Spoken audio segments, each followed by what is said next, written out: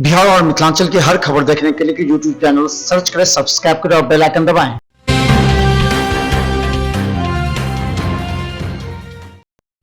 नमस्कार, बिहार मिथिला न्यूज में आपका स्वागत है। मैं मनोज और पंचायत खबर पर बड़ी बात बता दें कि प्रत्येक दिन राज्य निर्वाचन आयोग के द्वारा अलग अलग कार्य और योजना तैयार की जा रही है ताकि इस बार के पंचायत चुनाव जो काफ़ी चैलेंज में हो रहा है, यानी कि कोरोना और बाढ़ के बीच इस बार मुखिया का चुनाव संपन्न कराना जिला प्रशासन के लिए कड़ी चुनौती है, वहीं प्रत्याशियों के लिए भी।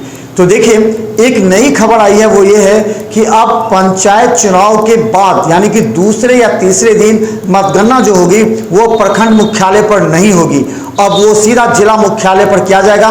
इसे लेकर के दरभंगा के बाजार समिति में जिला प्रशासन ने पूरी तरह तैयारी कर ली है। अब पूरे जिला का जो मतगणना होगा वो बाजार समिति में होगा दरभंगा का।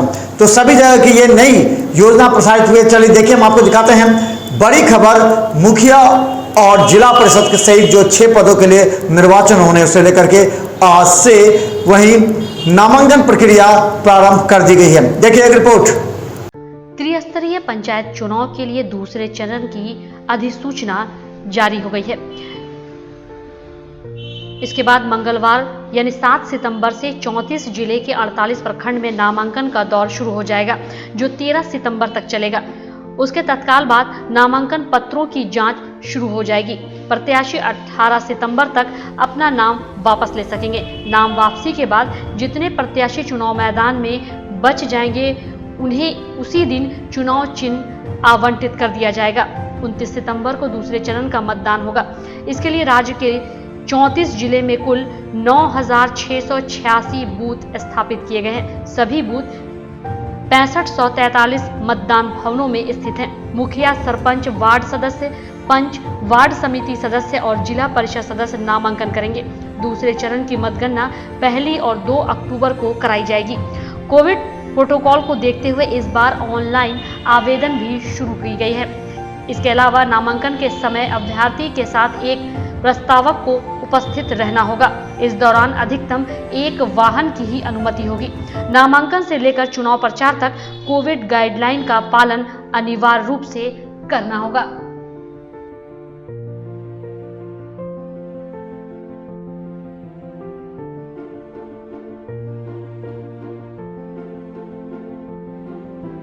बिहार में 24 सितंबर से 12 दिसंबर के बीच 11 चरणों में पंचायत चुनाव होंगे। पंचायत चुनाव की घोषणा के साथ ही राज्य के ग्रामीण इलाके में आदर्श आचार संहिता लागू हो गई है।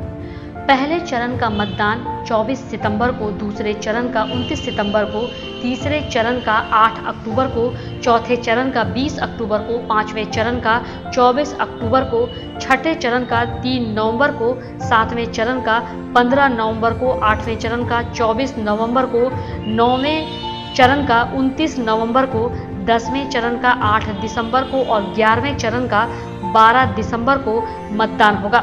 हर चरण के बाद वहां मतगणना हो जाएगी।